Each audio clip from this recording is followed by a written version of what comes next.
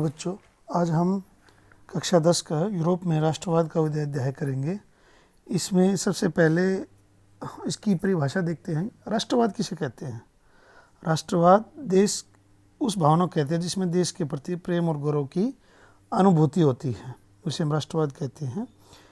यह चित्र फ्रेडरिक सारियो ने 1848 में बनाया था। फ्रेडरिक सारियो एक फ्रांसीसी कलाकार थे।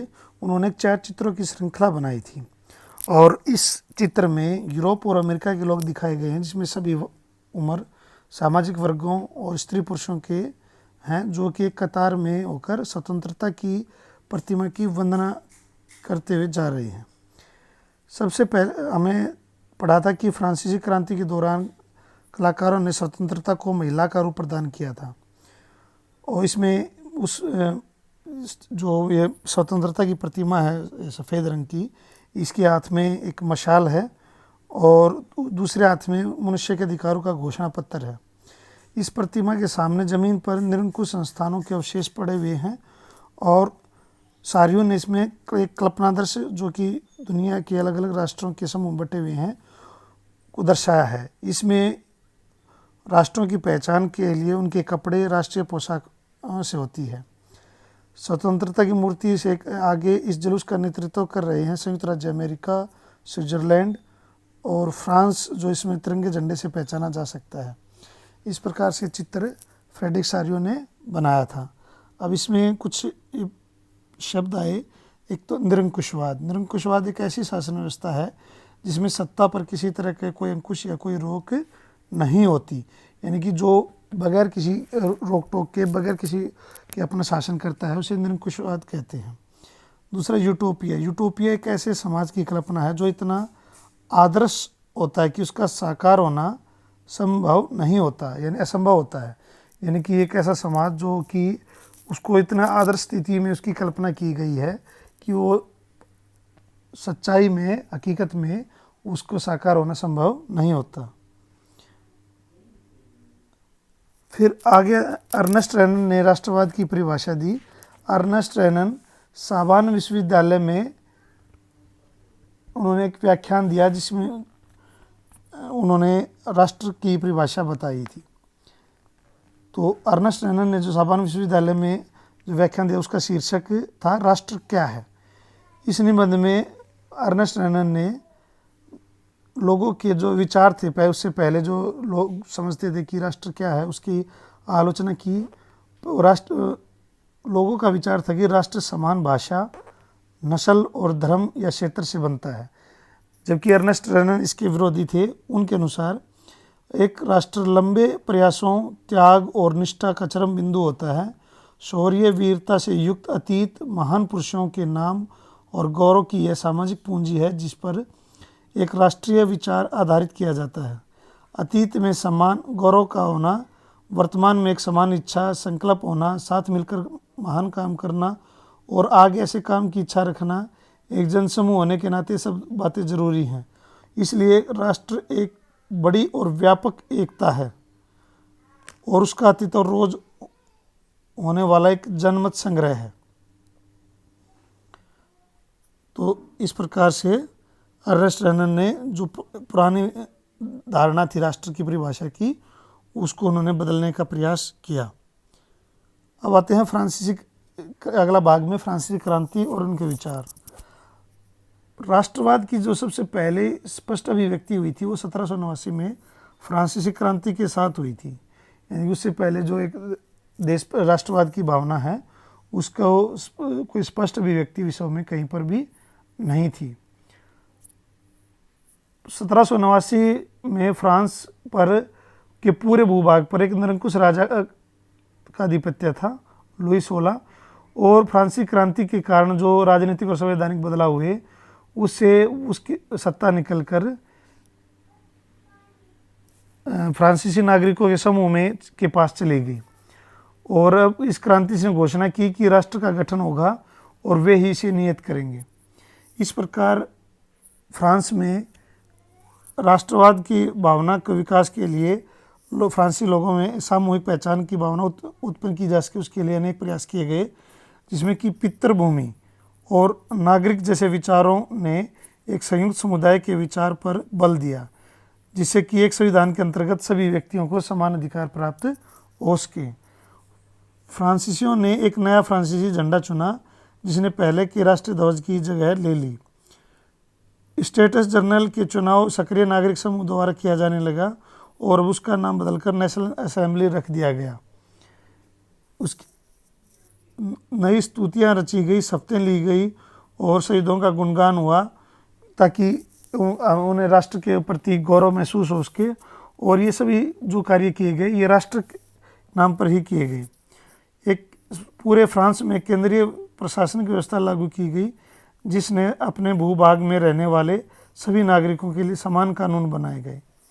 जो फ्रांस के में आंतरिक जो आयात निर्यात शुल्क थे वो समाप्त कर दिए गए और भार व नापने की एक समान इकाई पूरे फ्रांस में लागू की गई। क्षेत्रीय बोलियाँ थी उनके प्रयोग को प्रोत्साहित किया गया और पेरिस में फ्रेंच जैसी बोली और लिखी जाती थी और फ्रेंच को ही राष्ट्रभाषा का दर्जा दिया गया और अब वो एक साझी बोली बन गई, साझी भाषा बन गई। तो उसके बाद नेपोलियन ने आए और नेपोलियन ने फ्रांस की में शुरुआत में अनेक सुधार किए और जो उन्होंने सामाजिक, राजनीतिक और धार्मिक व्यवस्था को नष्ट किया। जो प्राचीन रूढ़िवादी जो धारणाएं चली आ रही थी उनको समाप्त किया। 1804 में नेपोलियन संहिता नेपोलियन ने लागू की और उसके आधार पर जन्म पर आधारित विशेष अधिकार समाप्त कर दिए गए और कानून के समक्ष समानता और संपत्ति के अधिकार को सुरक्षित बनाया गया। समान कर प्रणाली लागू की गई। प्रतिष्ठा मंडल की स्थापना करके विद्वानों, कलाकारों और देशभक्तों को सम्मानित किया गया। डच गणतंत्र, स्विट्जरलैंड, इटली और जर्मनी में नेपोलियन ने प्रशासनिक विभाजनों को सरल बनाया, सामंतिक व्यवस्था को ख़त्म कर दिया और किसानों को दास्ता से और जागीरों के शुल्क से मुक्ति दिलवाई। शहरों में कारीगरों की श्रेणियों के संघों के नियंत्रण को हटा दिया गया। इस प्रकार जो श्रेणी संघ हैं वो काम कर सकते थे और यातायात और संचार व्यवस्थाओं को सुधारा गया। आर्थिक सुधार के उद्देश्य से बैंक ऑफ फ्रांस की स्थापना की गई। उसने दंड विधान की कठोर बनाया तथा चोरी प्रथा और मुद्रित पत्रों को पुनः प्रारंभ किया। शिक्षा की उन्नति के लिए यूनिवर्सिटी ऑफ फ्रांस की स्थापना की गई, जहाँ लैटिन, फ्रेंच और भाषा और साधारण विज्ञान और गणित की मुख्य तौर पर शिक्षा दी जाती थी। कैथोलिक धर्म को राज धर्म बनाया और इस प्रकार किसानों, कारीगरों, मजदूरों और नए उद्योगपतियों ने नई नई आज़ादी मिली। इन सुधारों के कारण फ्रांसीसी सेना जब हॉलैंड, बेल्जियम, स्विट्जरलैंड और इटली जैसे बड़े इलाकों में घुसी तो क्रांतिकारी युद्धों के शुरू होने के साथ ही उन्होंने फ्रांसीसी सेना जो अपने साथ ये विचार इन देशों में लेकर गई, वहाँ के लोगों ने फ्रांसीसी सेना का स्वागत किया और इस प्रकार नेपोलियन के नियंत्रण में एक विशाल क्षेत्र आ गया। लेकिन फ्रांस में राजतंत्र वापस लाकर नेपोलियन ने जहाँ प्रजातंत्र को समाप्त कर दिया था, लेकिन इन क्रांतिकारी सिद्धांतों के समावेश से उन्होंने पूरी व्यवस्था को अधिक तरह संगत और कुशल बना दिया। इसी प्रकार के सुधार उन्होंने डच गणतंत्र, स्विट्जरलैंड, इटली और जर्मनी में भी लागू किए। लेकिन युद्ध जीते हुए इलाकों में फ्रांसीसी शासन के प्रति कुछ सभी समान प्रक्रियाएं नहीं थी, मिलीजुली प्रक्रियाएं थी। कई शहरों में जहां उनका स्वागत भी हुआ, लेकिन शीघ्र ही ये उत्साह दुश्मनी में बदल गया और जब साफ होने लगा कि नई प्रशासनिक व्यवस्थाएं राजनीतिक स्वतंत्रता के अनुरूप नहीं हैं, बड़े वेकर, सेंसरशिप और बाकी यूरोप को जीतने के लिए फ्रेंच सेना में जबरन भर्ती से नुकसान के कारण प्रशासनिक परिवर्तनों से मिले फायदे से कहीं ज़्यादा नुकसान नजर आने लगे और 1813 में राइनलैंड की लड़ाई में नेपोलियन हार गया। ये एंड्रियस रेमान द्वारा 1798 में डिजाइन किया गया जर्मन पंचांग का मुखपत्र है, जो कि मेंज शहर में रहता था। एंड्रियस रेमान और जर्मन जैकोबिन गुट के सदस्य थे। उन्होंने इसमें दिखाया कि जो फ्रांसीसी क्रांति के समय पर बास्तिल के पतन के जो घटना थी उसको एक मिलती जुलती घटना से उन्होंने इसमें दिखाया है कि किस प्रकार से जर्मनी में भी इसकी क्रांति की शुरुआत हो। और उन्होंने इसमें लिखा कि जर्मन प्रांत कैसल में निरंकुश शासन के गढ़ के रूप में चित्रित किया और नारा दिया कि लोगों को अपनी आज़ादी मुट्ठी में कर लेनी चाहिए।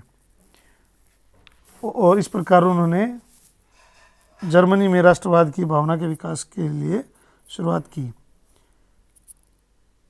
ये चित्र जर्मन चित्रकार कैलोस केस्पर फ्रिट्ज ने स्वतंत्रता के वृक्ष के रूप में रोपण करते हुए चित्र बनाया है। इसकी पृष्ठभूमि में फ्रेंच सेनाओं को जयब्रेकिन राज्य पर कब्जा करते हुए दिखाया गया है और फ्रांसीसी सैनिकों को नीली सफ़ेद व लाल पोशाक में जो उनका झंडा था उसकी पोशाक में दिखाया गया है। और वहाँ के नागरिकों का दमन कर रहे हैं और किसी किसान की गाड़ी छीन रहे हैं, कुछ महिलाओं को तंग कर रहे हैं, किसी के घुटने के बल बैठने पर मजबूर कर रहे हैं। अतः शोषितों द्वारा स्वतंत्रता के वृक्ष को रोपते हुए दर्शाया गया है। उस पर एक तख्ती लगी है जिस पर जर्मन भाषा में लिखा हुआ है कि हमसे आज़ादी और समानता ले लो, यह मानवता के आदर्श रूप है।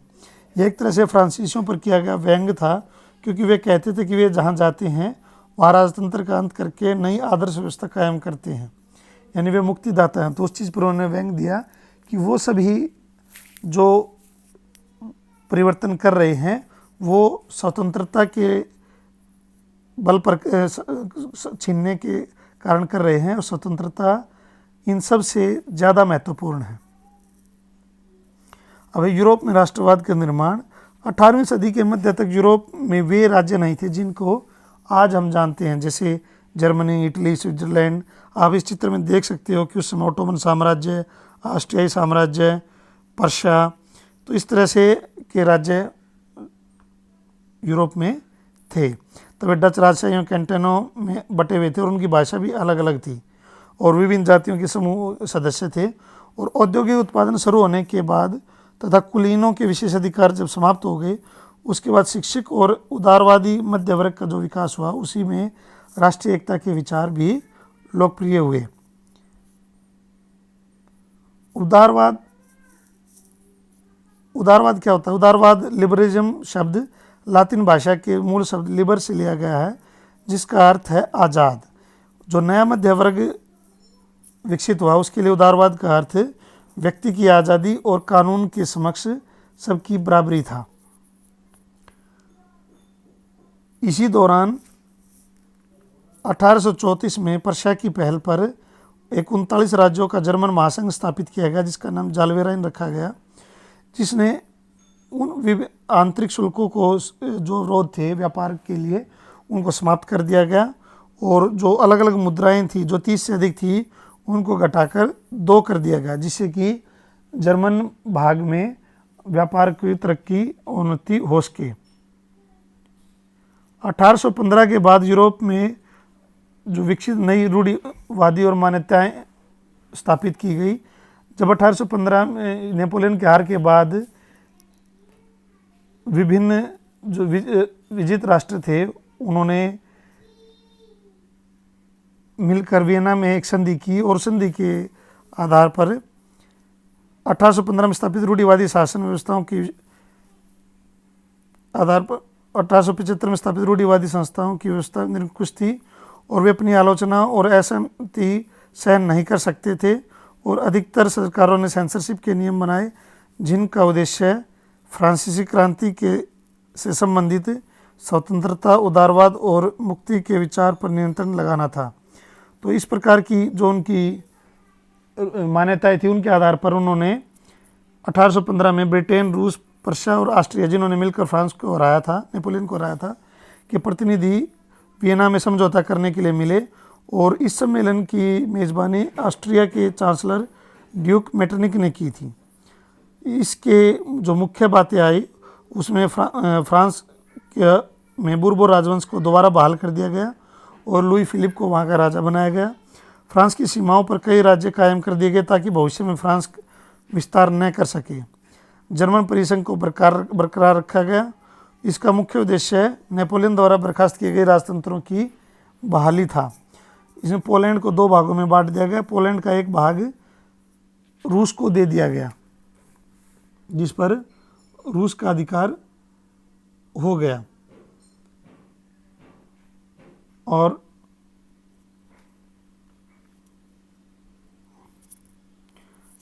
जोसेफ मैथ्सनी 1807 में जिनेवा में पैदा हुए थे।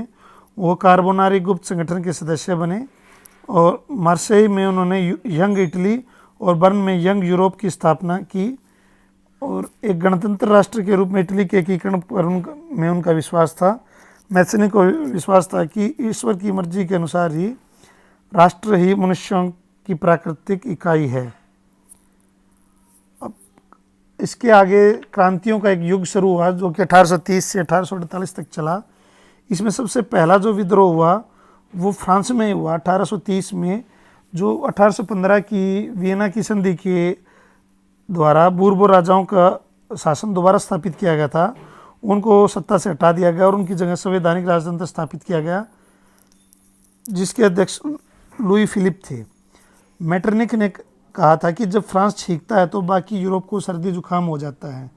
कुछ इसी तरह की घटना यहाँ भी घटित हुई कि जब फ्रांस में जो ये क्रांतियों की शुरुआत हुई, ये धीरे धीरे पूरे यूरोप में फैलती चली गई।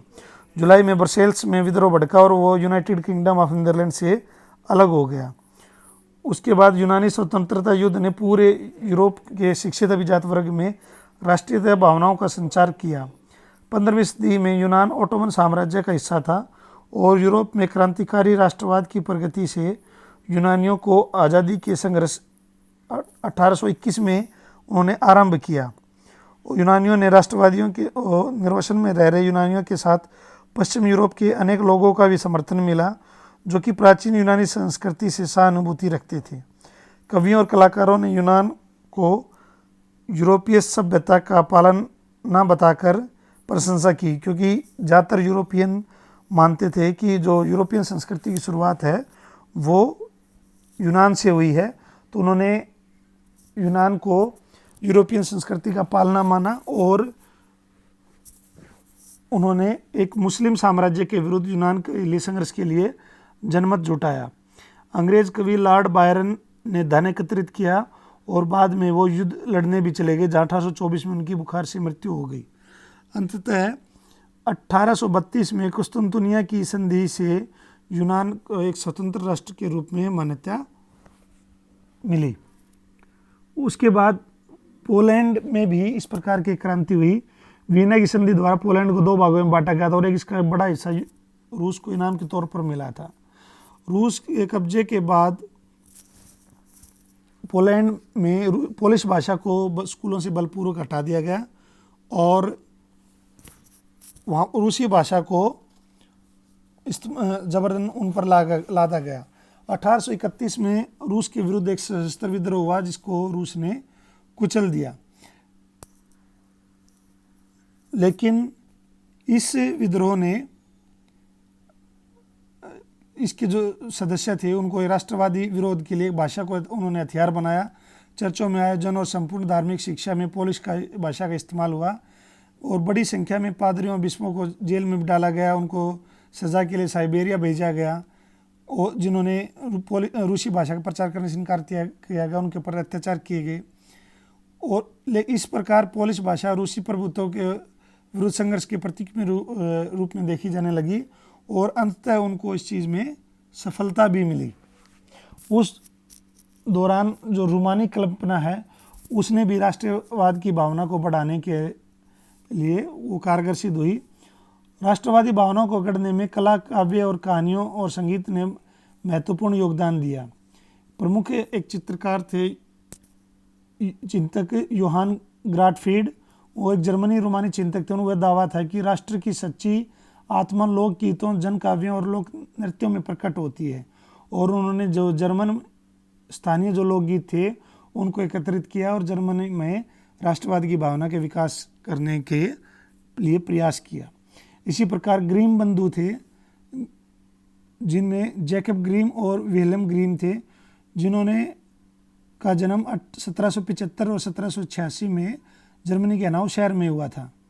ये इन दोनों ने स्थानीय जो पुरानी लोक कथाएं एकत्रित की और उनका विश्वास था कि ये विशुद्ध और सच्चे जर्मन भाषा की अभिव्यक्ति है जो पीढ़ियों से चली आ रही हैं और इनके द्वारा हम राष्ट्रवाद की भावना का विकास कर सकते हैं। यूजीन देला क्रोआ फ्रांसीसी रोमानी चित्रकार थे।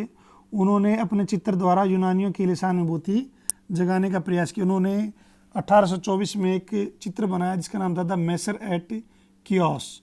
इस चित्र के द्वारा उन्होंने एक कियोस द्वीप के बारे में दिखाया गया था जिसमें तुर्की सेनाओं ने 20,000 यूनानियों को मार डाला और इस घटना को उन्होंने नाटकीय बनाकर महिलाओं बच्चों की पीड़ा को केंद्र में रखते हुए चटक रंगों का प्रयोग करके देखने वालों की भावनाओं को उभारने के लिए और यूनान के प्रति सहानुभूति जगाने के लिए इस चित्र को उन्होंने बनाया।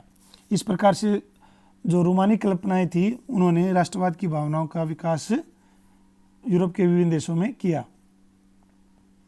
1830 का दशक एक ऐसा दशक था जिसमें यूरोप में के लिए भारी कठिनाइयां लेकर आया। पूरे यूरोप में जनसंख्या में ज़बरदस्त वृद्धि हो रही थी और अधिकांश देशों में नौकरी की तलाश करने वाले लोगों की संख्या रोजगारों की संख्या से बहुत अधिक थी, जिसके कारण बेरोजगारी बहुत अधिक थी। ग्रामीण क्षेत्रों की अतिरिक्त जनसंख्या शहर जाकर गरीब बस्तियों में रहने लगी। नगरों के लघु उत्पादकों को प्राय इंग्लैंड से आयातित मशीनों से बने सस्ते कपड़े से कड़ी प्रतिस्पर्धा करनी पड़ रही थी। इस कारण से लघु उद्योग भी चौपट हो रहे थे। यूरोप के जिन देशों में कुलीन वर्ग सत्तारूढ़ था वहाँ कृषकों की दशा शोचनीय थी। वे सामंती शुल्कों के भार तले दबे हुए थे और खाने पीने की वस्तुओं का मूल्य बढ़ने या किसी वर्ष भी फसल खराब हो जाने के कारण शहर और गाँव में गरीबी फैल जाती थी। इसी दौरान 1848 में एक ऐसा वर्ष था जिसमें खाने पीने की वस्तुओं की कमी और बेरोजगारी से लोग पेरिस की सड़कों पर आ गए और उन्होंने जगह जगह अवरोध लगाए और राष्ट्रीय सभा ने गणतंत्र की घोषणा करते हुए लुई फिलिप को सत्ता से हटा दिया और एक गणतंत्र की स्थापना करते हुए 21 वर्ष से अधिक आयु के सभी वयस्क पुरुषों को मताधिकार प्रदान कर दिया गया। इसी दौरान 1845 में सिसिलियों में बुनकरों ने उन ठेकेदारों के खिलाफ विद्रोह कर दिया जो कच्चा माल देकर निर्मित कपड़ा लेते थे परंतु दाम बहुत कम देते थे। फिर 1848 में जब भूखमरी और किसान और मजदूर विद्रोह हो रहे थे तो उसी दौरान जर्मन इलाकों में बड़ी संख्या में राजनीतिक संगठनों ने मिलकर फ्रैंकफर्ट शहर में मिलकर एक सर्व जर्मन नेशनल असेंबली के पक्ष में मतदान किया और 18 मई 1848 को 831 निर्वाचित प्रतिनिधियों ने इसमें भाग लिया और इसे फ्रैंकफर्ट संसद का नाम दिया गया। फ्रैंकफर्ट संसद सेंट पॉल चर्च में आयोजित की गई। उन्होंने एक जर्मन राष्ट्र के लिए एक संविधान का प्रारूप तैयार किया और इस राष्ट्र की अध्यक्षता ऐसे राजा को सौंपने का निर्णय लिया जो संसद के अधीन रहना था और इसके लिए जब उन्होंने प्रतिनिधियों ने पर्शिया के राजा फ्रेडरिक विलियम चतुर्थ को ताज पहनाने की पेशकश की तो उसने उसे अस्वीकार कर उन राजाओं का साथ दिया जो निर्वाचित सभा के विरोधी थे, यानी जो रूढ़िवादी जो राजतंत्र निरंकुश राजतंत्र के समर्थक जो राजा थे फ्रेडरिक विलियम ने उन्हीं का साथ दिया। इस प्रकार जहां कुलीन वर्ग और सेना का विरोध बढ़ गया वहीं संसद का सामाजिक आधार कमजोर होता चला गया और संसद में मध्यम वर्ग का प्रभाव अधिक था जिन्होंने मजदूरों और कारीगरों की मांगों का विरोध किया जिससे वे उनका समर्थन खो बैठे और इसी पर अंततः फ्रैंकफर्ट संसद के सभी निर्णय स्वयं ही समाप्त हो गए। यहाँ पर अब महिलाओं ने भी इस राष्ट्रवाद के आंदोलन में भाग लिया था तो उसमें नारीवाद एक शब्द है। नारीवाद का अर्थ क्या है? स्त्री व पुरुषों में समानता के आधार पर महिलाओं के अधिकारों का बोध नारीवाद कहलाता है। लुइजे ऑटो पीटर्स एक जर्मन नारीवादी महिला थी जिन्होंने महिलाओं को अधिकार दिलवाने के लिए आंदोलन चलाया और उन्होंने राजनीतिक संगठन की भी नारीवादी राजनीतिक संगठन की भी स्थापना की। उन्होंने एक अखबार भी छापा जिसके प्रथम अंक में उन्होंने पुरुषों के समान अधिकारों के लिए महिलाओं के लिए आवाज़ उठाई। उदारवादियों के युग के 1848 में आया तो उस समय उदारवादियों ने 1848 की क्रांति तब हुई जब यूरोपीय देशों में बेरोजगारी, भूखमरी तथा गरीबी का व्यापक वातावरण था। इस क्रांति को लाने में मध्यम वर्ग का बहुत बड़ा योगदान था, जिसके कारण सभी देशों में व्यापक परिवर्तन हुए। इनमें जो प्रमुख जो राजनीतिक, सामाजिक और आर्थिक परिवर्तन हुए उनको हम में देखेंगे। राजनीतिक परिवर्तनों में क्या हुआ कि राजतंत्रों का अंत करके गणतंत्रों की स्थापना की गई, यानी जहाँ निरंकुश राजतंत्र राजा का शासन था उसको समाप्त करके गणतंत्रों की स्थापना की गई। सार्वजनिक मताधिकार के आधार पर निर्मित जनप्रतिनिधि सभाओं के निर्माण के प्रयास आरंभ हुए। जैसे कि हमें अभी फ्रैंकफर्ट संसद के बारे में पढ़ा था कि जो सार्वजनिक मताधिकार के द्वारा ही जनप्रतिनिधि सभाओं के निर्माण के लिए प्रयास शुरू किए गए। Germany, Italy, Poland, Austria Hungary साम्राज्यों में उदारवादी मध्यम वर्गों ने स्त्री और पुरुषों ने संविधानवाद की मांग को राष्ट्रीय एकीकरण की मांग से जोड़ दिया। उदारवादियों ने एक ऐसे राष्ट्रीय राज्यों का निर्माण की मांग पर जोर दिया जो संविधान, प्रेस की स्वतंत्रता और संगठन बनाने जैसे संसदीय सिद्धांतों पर आधारित थे। महिलाओं को राजनीतिक अधिकार दिए जाने की मांग की जाने लगी। सामाजिक परिवर्तनों में महिलाओं को पुरुषों के समान दर्जा दिया जाने लगा और उन्हें सभी क्षेत्रों में भागीदारी के महत्व व सम्मान की दृष्टि से देखा जाने लगा। कुलीन वर्ग की अपेक्षा मध्यम वर्ग के सभी क्षेत्रों राजनीतिक, आर्थिक और सामाजिक में महिलाओं की भागीदारी बढ़ी, जिससे कुलीन वर्ग की श्रेष्ठता कम हुई। आर्थिक क्षेत्र में मजदूरों और कारीगरों ने भी अपनी मांगों के लिए प्रदर्शन व आंदोलन का मार्ग अपनाया। भूदास्ता और बंधुआ मजदूरी का अंत कर दिया गया। बाजारों की मुक्ति, चीज़ों और पूंजी की स्वतंत्रता, आदान प्रदान की मांग ने जोर पकड़ा और ताकि व्यापार की उन्नति हो सके। इसी दौर में नारीवाद का भी उदय हुआ, जिसके बारे में हमने पहले पढ़ा था। अब इन राष्ट्रवादी संघर्षों में महिलाओं की क्या भूमिका रही? राष्ट्रवादी संघर्षों में के वर्षों में बड़ी संख्या में महिलाओं ने भी सक्रिय रूप से भाग लिया। जैसे हम फ्रांस की क्रांति या जर्मन संसद का गठन था, उनमें महिलाओं ने भी भाग लिया था और महिलाओं ने अपने राजनीतिक संगठन स्थापित किए, अखबार शुरू किए, राजनीतिक बैठकों और प्रदर्शनों में भाग लिया। इसके बावजूद उन्होंने असेंबली के चुनाव के दौरान मताधिकार से वंचित रखा गया। चाहे हम फ्रैंकफर्ट संसद की बात करें या फिर जर्मन गणतंत्र की बात करें, उनमें महिलाओं को चुनाव में भाग लेने से वंचित किया गया। जब सेंट पॉल चर्च में फ्रैंकफर्ट संसद की सभा आयोजित की गई, तब महिलाओं को केवल प्रेक्षकों की हैसियत से दर्शक दीर्घा में खड़े होने तक का ही अधिकार दिया गया। इन समय महिलाओं को कोई व्यापक राजनीतिक अधिकार नहीं मिले हुए थे, जिनके लिए महिलाओं को आंदोलन करने पड़े और अपने अधिकारों के प्राप्त करने के लिए। उसके बाद हम करते हैं जर्मनी का एकीकरण। जर्मनी अनेक छोटे छोटे राज्यों में बटा हुआ था। पर्शिया की सेना और नौकरशाही की मदद से ओटो वन बिस्मार्क ने राष्ट्रीय एकीकरण के लिए आंदोलन का नेतृत्व किया। इस प्रक्रिया में पर्शिया ने ऑस्ट्रिया, डेनमार्क और फ्रांस से युद्ध किए और सफलता प्राप्त की। 7 वर्षों के दौरान 3 युद्ध में पर्शिया की जीत हुई और एकीकरण की प्रक्रिया पूरी हुई। 1871 में वर्साय में पर्शिया के राजा काइजर विलियम प्रथम को जर्मनी का सम्राट घोषित किया गया। वर्साय के महल के जो शीश महल यानी जिसका नाम हॉल ऑफ मिरर्स था, में जर्मन राजकुमारों, सेना के प्रतिनिधियों और प्रमुख मंत्री बिस्मार्क ने जर्मन सम्राट काइजर विलियम प्रथम के नेतृत्व में नवीन जर्मन साम्राज्य निर्माण की महत्वपूर्ण जो घोषणा वो की और इस प्रकार से जर्मन साम्राज्य जो जर्मनी का एकीकरण पूरा हुआ। इसके बाद आता है इटली का एकीकरण। उस समय इटली भी 7 राज्यों में बटा हुआ था, जिनमें से केवल सार्डिनिया, पीडमॉन्ट पर ही एक इतालवी राजघराने का शासन था। बाकी जो दूसरे राज्य थे वो अलग अलग भागों में बटे थे। आप चित्र में देख सकते हो कि ये जो ऑरेंज कलर में है सार्डिनिया, पीडमॉन्ट है, फिर लंबार्डी, विनीशिया, परमा, मेडोना, टस्कनी, सान मेरानो, पेपल राज्य और 2 सिसिलियों का राज्य। तो इस प्रकार से था। और जो लेकिन एकीकरण के बाद जोसेफ मैथ्सनी द्वारा एकीकरण के कार्यक्रम की शुरुआत की गई, जो कि असफल रही।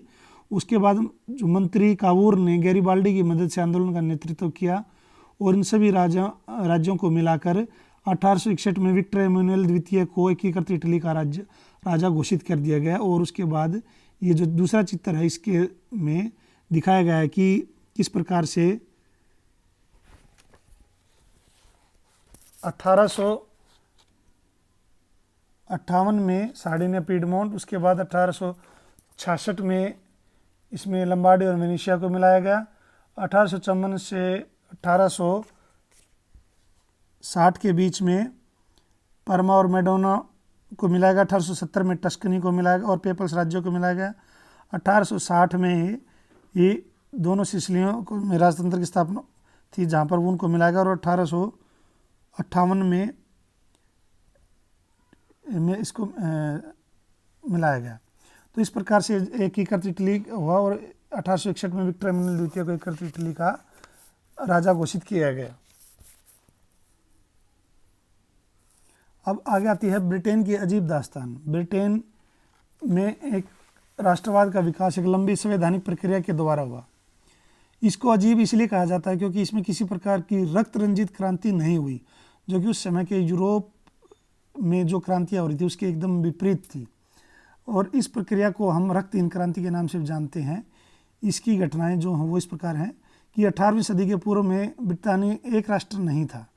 जब ब्रिटानी द्वीप समूह में अंग्रेज, वेल्स, स्कॉट और आयरिश पहचान वाले नरजातीय समूह रहते थे, जिनकी अपनी विशिष्ट संस्कृति और राजनीतिक परंपराएं थी। इनमें आंग्ल राष्ट्र ने अपनी, जो अंग्रेज राष्ट्र थे, उसने अपनी धन दौलत और अहमियत और सत्ता के बल पर अन्य द्वीप समूह के राष्ट्रों पर अपना प्रभाव स्थापित करना आरंभ कर दिया। 1688 में इंग्लैंड में एक शानदार क्रांति से संघर्ष के माध्यम से राजतंत्र की समस्त शक्तियाँ आंग्ल संसद के अधीन आ गई और एक राष्ट्र निर्माण किया गया जिसके केंद्र इंग्लैंड था। इंग्लैंड और स्कॉटलैंड के बीच एक्ट ऑफ यूनियन 1707 में हुआ, जिसके द्वारा United kingdom of great Britain का गठन किया गया और इसी के माध्यम से स्कॉटलैंड पर इंग्लैंड का प्रभुत्व स्थापित हो गया। स्कॉटलैंड में ब्रितानी पहचान का विकास करने के लिए यहाँ की संस्कृति और राजनीतिक संस्थाओं को योजनाबद्ध ढंग से नष्ट किया गया। जैसे स्कॉटिश हाईलैंड्स के वासियों को उनकी गैलिक भाषा बोलने और राष्ट्रीय पोशाक पहनने से रोका गया। इस कारण मजबूर होकर लोगों ने अपना देश छोड़कर अन्य जगहों पर जाना पड़ा। आयरलैंड में भी ऐसा ही किया गया। यहाँ पर अंग्रेजों ने धार्मिक मतभेद को हथियार बनाया। आयरलैंड में कैथोलिक और प्रोटेस्टेंट दो धार्मिक गुट थे। अंग्रेजों ने प्रोटेस्टेंटों की मदद करके कैथोलिकों को दबाया।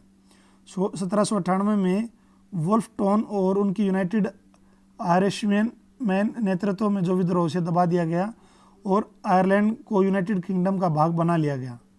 और इस प्रकार ब्रितानी राष्ट्र का निर्माण करके इनके राष्ट्रीय प्रतीकों यूनियन जैक जो ब्रिटेन का झंडा, God save our noble king जो वहाँ का राष्ट्रीय गान को संपूर्ण यूनाइटेड किंगडम में प्रचारित किया गया और Britain United kingdom of great Britain के रूप में गठित हुआ। अब आगे आते, इसमें एक शब्द है नरजातीय या एथनिक, जो कि हमने आयरलैंड, स्कॉटलैंड, अंग्रेज़ों के बारे में पढ़ा। इसमें नरजातीय या एथनिक का अर्थ है एक साझा नस्ली जनजातीय या सांस्कृतिक उद्गम अथवा पृष्ठभूमि जिसका कोई समुदाय अपनी पहचान मानता हो, यानी कि जिनकी एक समान नस्ल हो या जनजातीय हो, उनकी सांस्कृतिक और पृष्ठभूमि एक समान हो किसी समुदाय की, उसे हम नरजातीय या एथनिक कहते हैं। अब जोसेफ गैरिबाल्डी जिन्होंने इटली के एकीकरण में महत्वपूर्ण भूमिका निभाई थी, वो एक महान स्वतंत्रता सेनानी थे इटली के, और 1834 में उन्होंने पीडमॉन्ट के गणतंत्री विद्रोह में भाग लिया। उन्होंने 1860 में एक्सपीडिशन ऑफ थाउजेंड्स, हज़ारों लोगों के अभियान का नेतृत्व किया। उनके अभियान से स्वयंसेवक जुड़ते चले गए और उनके उन स्वयंसेवकों को रेड शर्ट्स या लाल कुर्ती सेना के नाम से वो प्रसिद्ध हुए। अब आगे राष्ट्र की दृश्य कल्पना में विभिन्न राष्ट्रों को रूप में विभिन्न प्रतीकों का सहारा लिया गया, जिसमें मारियान को फ्रांस ने अपने स्वतंत्रता के नारी प्रतीक के रूप में इनाम दिया। यह छवि जन राष्ट्र के विचार का प्रतीक थी। इसके चिन्ह स्वतंत्रता व गणतंत्र के प्रतीक लाल टोपी, तिरंगा और कलगी थे। मारियान की प्रतिमाएं सार्वजनिक चौराहों और अन्य महत्वपूर्ण स्थानों पर लगाई गई ताकि जनता को राष्ट्रीय प्रतीक की याद आती रहे और वह उसे अपनी तालमेल स्थापित कर सके। मारियान की छवि सिक्कों, डाक टिकटों पर भी अंकित की गई और पूरे फ्रांस में उसको प्रचारित किया गया। इसी प्रकार जार्मेनिया, यह एक जर्मन राष्ट्र की नारी प्रतीक थी। यह बलूत की वृक्ष के पत्तों का मुकुट पहनती थी, क्योंकि बलूत के वृक्ष के पत्तों वीरता का प्रतीक जर्मनी में माना जाता था। उसके हाथ में जो तलवार पकड़ी उस पर यह लिखा हुआ है कि जर्मन तलवार जर्मन राइन की रक्षा करती है। इस प्रकार जार्मेनिया जर्मनी में स्वतंत्रता, न्याय और गणतंत्र का प्रतीक बनकर एक नारी छवि थी, जो कि जर्मन राष्ट्र के रूप में जर्मनी में प्रचारित किया गया। ये एक चित्र जो द फॉलन जर्मेनिया या हताश जर्मेनिया का चित्र है, जिसे जूलियस हाबनर ने बनाया था। और इसी प्रकार जार्मेनिया गाइडिंग द राइन चित्र 1860 में लॉरेंज कार्लसेन ने बनाया था। फिर उसके बाद आगे आता है हमारा बाल्कन प्रदेशों में राष्ट्रवादी तनाव। बाल्कन प्रदेशों में जो राष्ट्रवादी तनाव है वो 1871 में इसका उदय हुआ। इस क्षेत्र की अपनी भौगोलिक और जातीय विभिन्नताएं थी। इस क्षेत्र में आधुनिक यूनान, Romania, Bulgaria, Albania, Macedonia, Croatia, Bosnia Herzegovina, Slovenia, Serbia, Montenegro आदि देश थे, जहाँ पर स्लाव भाषा बोलने वाले लोग रहते थे और ये सभी तुर्कों से अलग थे।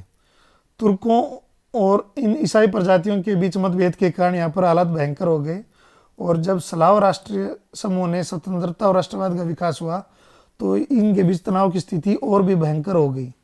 इन कारणों के कारण राज्यों में आपसी प्रतिस्पर्धा और हथियारों की होड़ लग गई और स्थिति को और गंभीर बना दिया। यूरोपियन देशों, जो बड़े देश थे, रूस, जर्मनी, इंग्लैंड, ऑस्ट्रिया, हंगरी ने भी इन क्षेत्रों पर नियंत्रण स्थापित करना चाहते थे, ताकि जो काला सागर से जो व्यापार होता था वो उस पर, और जो व्यापार मार्ग थे उन पर उनका नियंत्रण स्थापित हो सके।